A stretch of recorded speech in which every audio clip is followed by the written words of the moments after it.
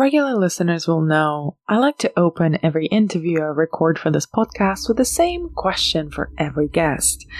That question changes every season depending on the theme, and as we kickstart our machine series, I'd like you to think of your own answer when I ask my guests, and you, what was the first piece of technology you ever owned, or thought you owned? So I'm going to be really on brand, Anna, and I think the first piece of tech that I owned was a little games console, and it was called Ghost Catcher.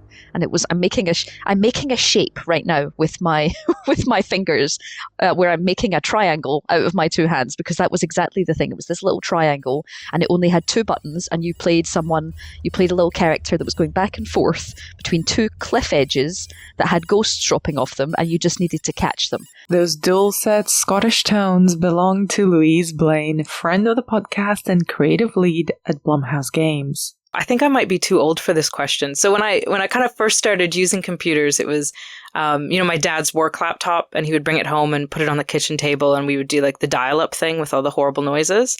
And that's Nicole Kobe, technology and science journalist and author of The Long History of the Future.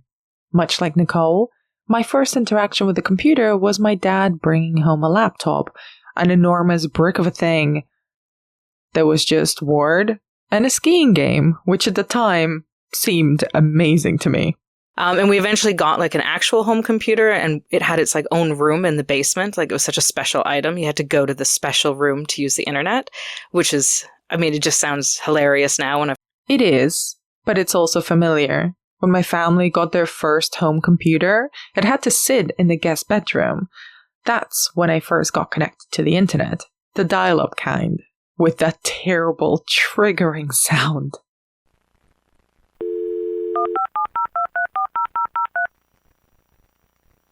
It was the era of unmonitored, unpoliced internet, the Rotten.com era for us nascent true crime junkies. And I was terrified that some of the weird shit that I was reading online would get me arrested, or worse, would make something truly horrible find me. A lot of my tech-based fears as a kid growing up in the early 2000s were actually around the internet and like things coming from the internet. I loved watching scary stuff online. That's Dread Central editor-in-chief and friend of the pod, Mary Beth McAndrews, talking about the shared experience of growing up as a horror fan in the first years of the internet. I'm Anna Bogutska, your podcast host, and as a way of a soft introduction into the hardcore world of tech horror and Machiavellian machines that we're going to be exploring this season, I spoke to all three of them about the intersections of horror and technology, a place where a lot of our fears and anxieties are born. I think horror and technology are so inextricably linked. You can't kind of divorce them from the other. And so a lot of my tech-based fears when I was younger were like from the computer and from watching videos and worrying that either something was going to come out of my computer or that I was going to now manifest something now that I've watched it on my computer or through the internet. Or through the television set. I had a really weird thing that sat with me forever. Because you remember you used to watch kids' TV, and it would be either like the BBC Broom Cupboard, or you would watch ITV Kids or whatever it was, CITV. And I remember watching TV, and the thing is, the presenter was just doing a bit. So they were saying something like, oh, this is about you. And I think I spoke out loud and said, me? And then they said, you. Yes, you. So it was like they'd responded to me. And the thing is, that was just them being a really good kids' TV presenter. 80% of the kids wouldn't have said anything, 20% of them might have said something, so it was like they responded. But I was dumbstruck and afraid, because it was like, instead of the TV being the, that nice barrier between me and the kids' TV presenter, it became what I now think of as something like Videodrome, where it became like this membrane that they could come through or contact, and that it wasn't just a one-way device. And that's such an early memory. And I think it's something that I actually didn't think of, because I'm quite, despite loving horror from an early age, I think I was quite naive about technology for a long time. And then suddenly, watching films like Scream, which you and I have a long history with, watching that in my teens, and people being able to phone you and contact you and using technology to find you. Suddenly that's kind of when technology wasn't always just this sort of happy place. There is a thin line that exists between awe and fear when it comes to technology, and tech horror is there to explore, stretch, and cross that line. The innate joy of tech is like, oh, I can't believe it does that. So that's why there is that sort of element of surprise and I can't believe something exists that will do this. So you do have that awe. And as a tech fan, you go, oh, I know I want it. So the first thing you want to do is take it into your house. You're like, I don't just love what it does. I want to have it and own it and have it listen to me sleep. I want this to track me sleeping. I want Alexa to sit there so that I can ask her the time or the weather, all of these things, and not have her listen. The new Model 3 generative android from Funky is a fully autonomous humanoid robot with features never before seen in the consumer market. And over here are all of Aunt Gemma's collectibles, and this one is my favorite. And oh, I have more awesome toys in my room. Come on. Sculpted from a titanium core, Megan's designed to withstand whatever life can throw at her.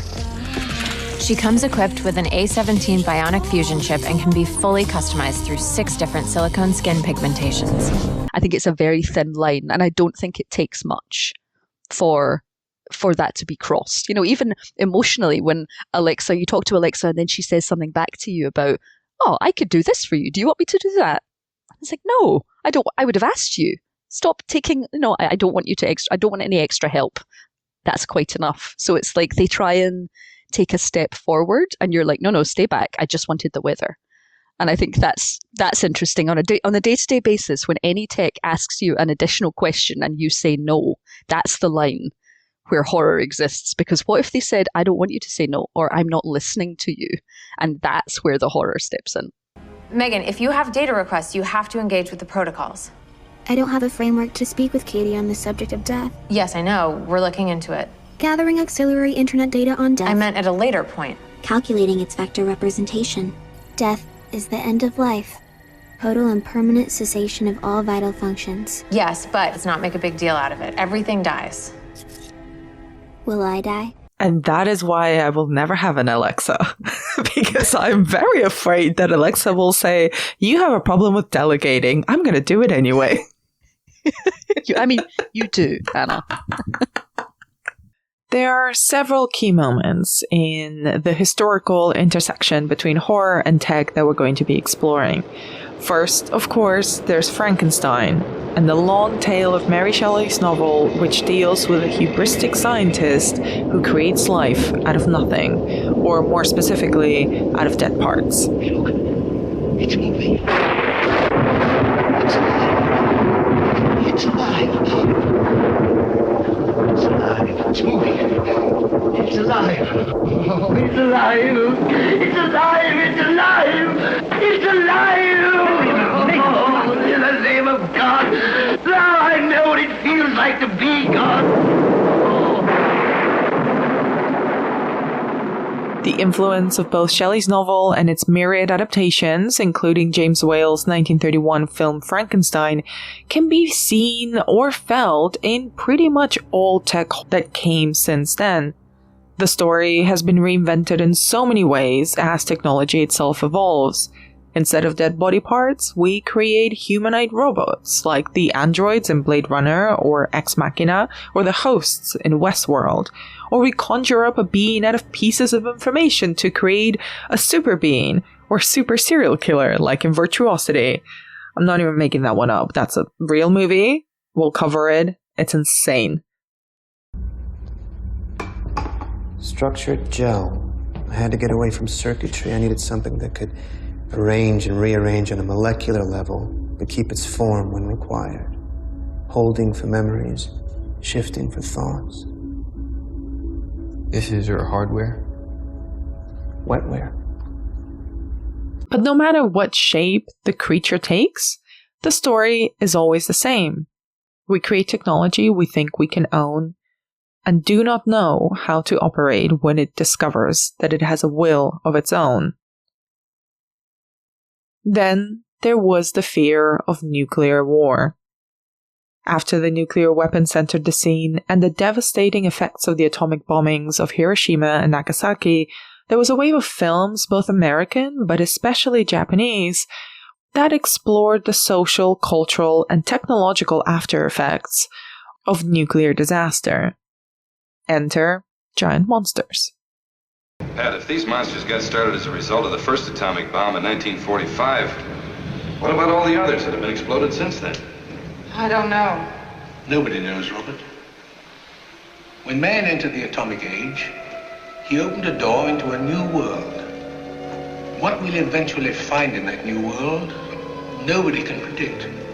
Films like them! It Came from Beneath the Sea, and most notably Godzilla and the kaiju films that followed, are prime examples of how horror transformed the very real fears of nuclear devastation into something much more palatable and entertaining, like enormous creatures. There was this huge fear from everyone about what happens with nuclear energy, with the atomic possibilities, but Japan, because they were so traumatically affected by that technology, like really used it to launch, I think, an entire like subgenre from their country about what it looks like to be affected by this technology. Even if they don't show a nuclear bomb, it's so shaped their cultural consciousness and anxieties. And I think you see that echoed still today, but especially in a lot of their tech horror, if you look at examples of anime like Gundam.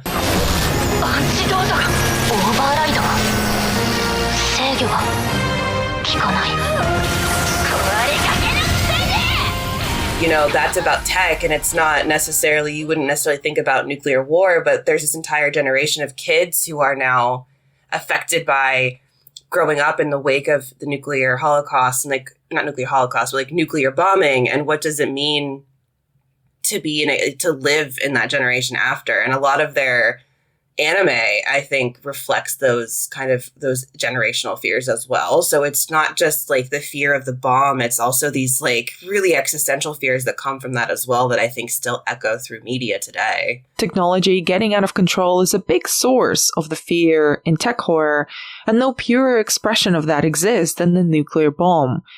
It is ultimate destruction, yet with no will of its own.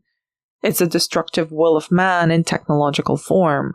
And in these films, we don't see the technology itself so much as its after effects and devastating consequences.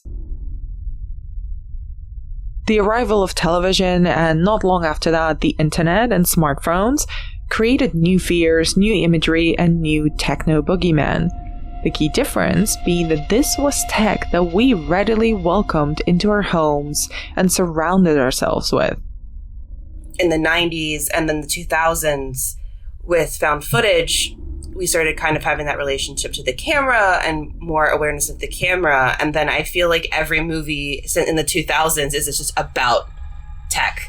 And the different, even if it's not a tech horror, there's always something going on with cell phones or something. And I just feel like it was a slow start. And then as soon as we hit the 2000s, it just feels like everything is somehow related to tech in a way, because it's so integrated into our lives. It's so hard for a film not to be about. In the early days of tech horror in the 80s, it's malfunctioning tech that we thought would help us, like the killbots in Chopping Mall. May I see your identification badge, please? Identification badge? Do not make any sudden moves. Sudden move? I'll give you a sudden move upside your head. What the hell is that? What is this, you worthless pile of junk, huh? Others? The technology is merely a medium to horror, like the haunted VHS tape in The Ring, or ghosts invading the living world via the internet in Pulse, or via Zoom call in Host. In these cases, the technology is a conduit to the horror. So, what are we watching? Home movies or something? I'd really rather watch it alone. Really. Whatever. The internet gave filmmakers a whole new villain and also a whole new mechanism to tell stories. Here's where found footage comes in. A whole subgenre in and of itself, one that made technology both the medium and a character. I think I've loved watching our found footage horror, which I think is intrinsically linked to tech, progress through time and see the different ways that feel natural for us to experience people's experiences. You know, there's the one, there's Deadstream, which I really, really love.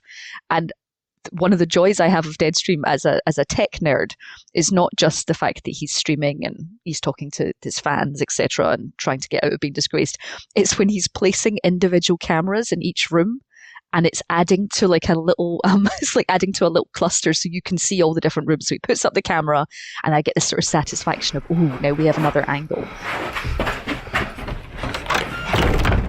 I hope you all appreciate the public service I'm doing by being here. Lily King 98, Sean, please do the right thing and help the spirits of this house find rest. Hell no! I'm not an exorcist, Lily King 98. Of course, found footage predates the internet. Think of films like Cannibal Holocaust or Man Bites Dog, which we covered in a serial killer series. In others like Paranormal Activity or Wreck, we have the film because somehow, the footage was found and released to us, the audience. Found footage and the internet intersected in desktop-based horror movies like Unfriended, Searching, or the aforementioned Host, all of which take place within the confines of a computer desktop. As our technology has progressed, the ways that we now view the world have changed, and the ways that we can experience the horror of the world have been shrunk, and we can instantly see them, and that's really exciting. And although the internet and smartphones upended and improved and worsened our lives in a myriad of different ways, they also created some very specific storytelling problems for horror. I think for one thing, like the smartphone completely upended horror, because it meant that suddenly when you had a smartphone, every horror where you couldn't do anything, suddenly you couldn't have any signal anymore. So suddenly you were like, well, now everyone has a phone. Before you would have to, do you have a phone I could use? And you'd go into the house and they would pick up the phone and the cord would be cut. But that had to evolve into, well, I have a smartphone in my pocket. Now the signal needs to be out. Now I still need to be disconnected from the world because I don't have cell phone signal.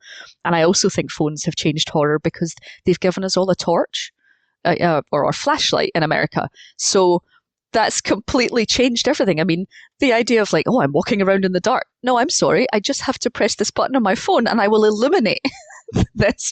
So horror had another problem to deal with. So they were like, so you've got a smartphone and we need to give you no signal. We also can't give you, we also want you to go into dark areas, but you already are auto-equipped with a torch. Like, so horror had to react to the technology that its characters would hold. And I think that's another reason that there was a real nostalgia play at some point, and it was so that filmmakers understandably were like, let's not have to deal with smartphones. Let's go back to a time where we could control all of these things. And now we have AI. Good afternoon, Mr. Raymer.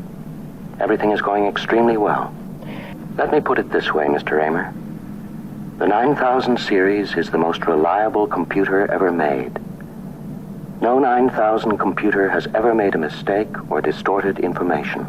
So I am constantly occupied. I am putting myself to the fullest possible use. Except AI is not really that new. AI was the villain in 2001: A Space Odyssey back in the 60s, and in Colossus, The Forbidden Project, and Westworld in the 70s, and War Games and The Terminator in the 80s, and also in Resident Evil in the early 2000s. And most recently, it's the #1 villain in movies, not just horror ones. Even Tom Cruise had to fight AI in Mission Impossible: Dead Reckoning. In her book, The Long History of the Future, Nicole Colby writes, "Fear of AI is as old as AI itself." It doesn't matter what the technology is, we are always scared of it. So if you go back to the very first mentions of AI, like in the mid 1950s, like the term artificial intelligence, gets actually coined at this conference at a US university called Dartmouth. And like at that conference, they were already talking about the fears of it. And, the reporting around it, in the years, after that was are we going to be replaced at work? Are we going to have to become, second tier citizens to this AI? And I mean, this AI could not do anything even remotely like what it can do now, or even close to something like being able to think. These are really, impressive and very, very interesting, but very limited systems. And as soon as we made a machine that could kind of, start to make something approaching a decision, we were so scared of how smart it was going to get. And it still hasn't happened, like several decades later. So we've always been scared that machines are going to replace us, but we don't seem to stop building them, which I think is really interesting. And I think it's sort of this fear that the other side, the other guys, the bad guys, depending on which side you think you're on, whether they have AI or robots or some other technology, that if they get it first, we're going to be in trouble and they're going to hurt us with it. Those things always seem to happen. It doesn't matter what the technology is. We feel like it's going to hurt us, but we're still going to build it, because if it doesn't, somebody else is going to have it and they're going to use it to hurt us. And that just kind of repeats throughout the decades.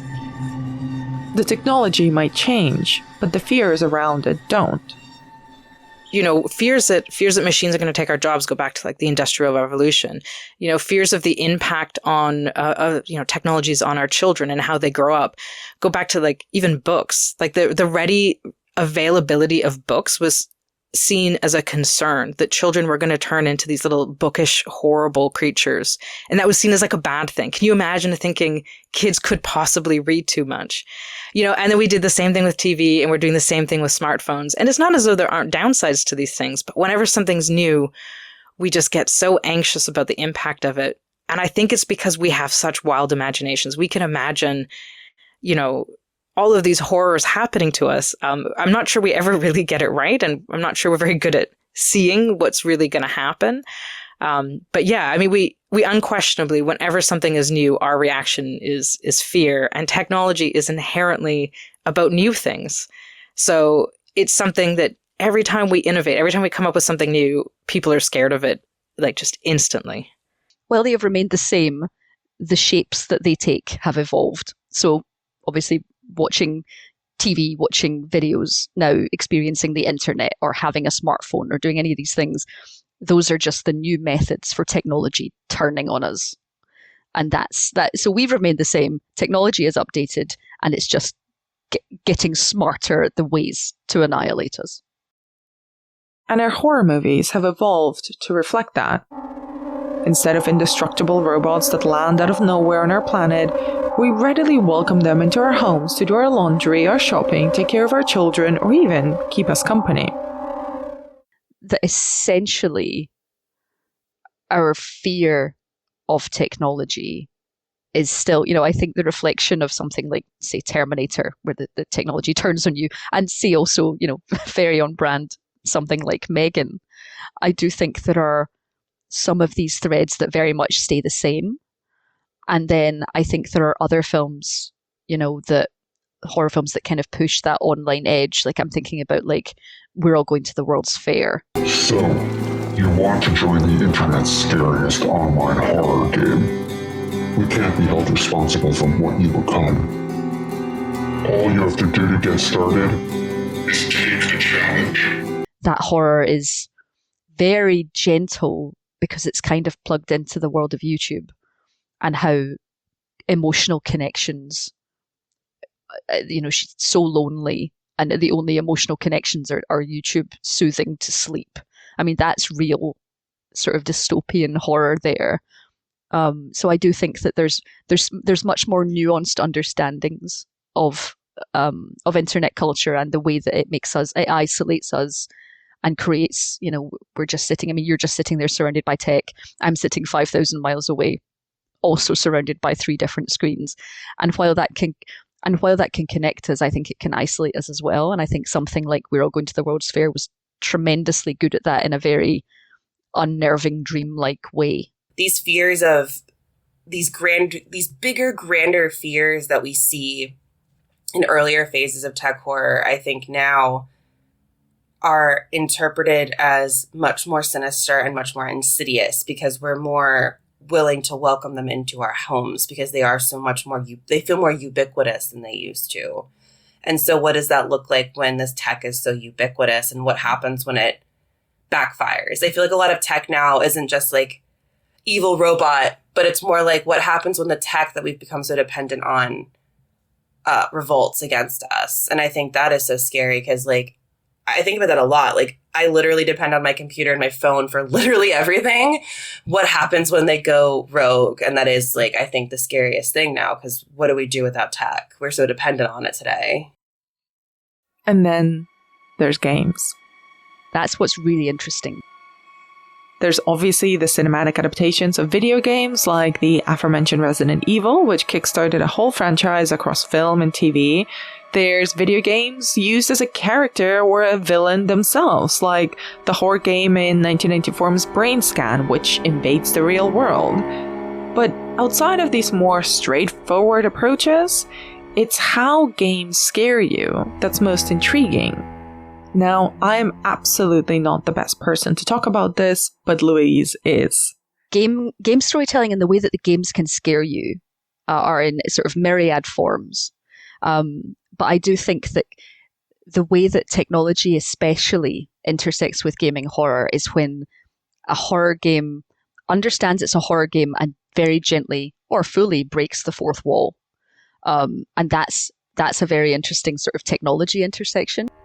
There's a very famous horror game called PT, which was called PT because it stood for Playable Teaser, and it was for a Silent Hill game that never came out. But this small thing, Playable Teaser, was a very, very simple, it's almost like an urban legend now, but it came out on PS4. It was on the Sony store. They took it away. And all you did was you walked around this beautifully realized corridor. All these horrible things happened to you.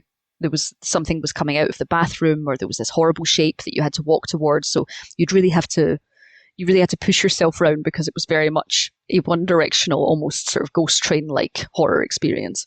But what it would do sometimes if it caught you was an error screen would come up as if your game itself had errored.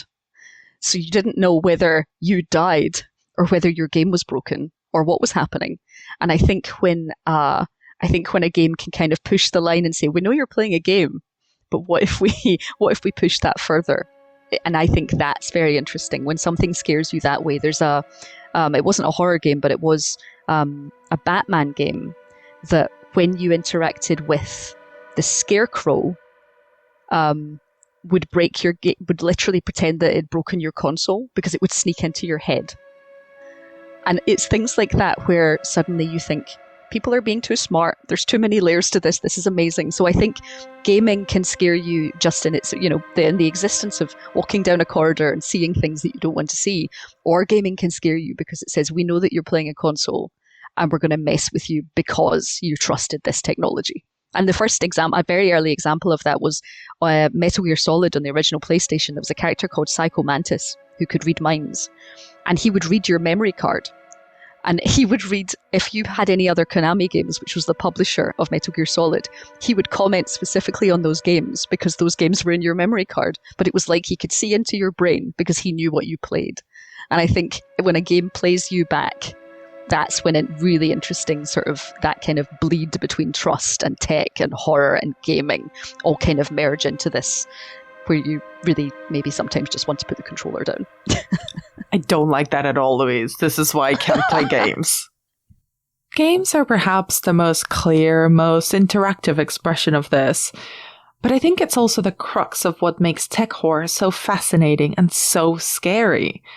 Even the films where the tech is obviously outdated all ask the same terrifying question. What happens if this technology, which we think we own, which we have designed to help us, what will it do when it looks back at us? What do the machines see when they look at us? How do we look through their eyes? Do they even have eyes? Over the course of the next few months, we'll explore all of these fears through the films that have technology at the heart of them. We'll talk about how tech was seen by the very first filmmakers when it still belonged to the realms of pure imagination, how horror reacted to and incorporated new technologies into its storytelling, and perhaps most terrifyingly, what our tech horror reveals about us. Huge thanks to Louise Blaine, Mary Beth McAndrews, and Nicole Kobe for their time and contributions to this episode. Join me on the Final Girls podcast as I'll be journeying through the intersections of horror and technology, from the first robots of the silent era to the most recent AI villains. Every episode, I'll be joined by a guest to discuss a film or two and how it captures our fears and anxieties around tech and the place it holds in our lives. A new episode will land in your feed every Friday, with a few bonus episodes thrown in too. Subscribe now on Apple Podcasts, Spotify, or wherever you get your podcasts. The full list of films covered will be out on our Letterboxd, which will be linked below in the show notes. You can follow the podcast on Letterboxd, X, and Instagram at TheFinalGirlsUK, and you can also find me lurking, thinking about whether machines have eyes, at Anna B. Demented.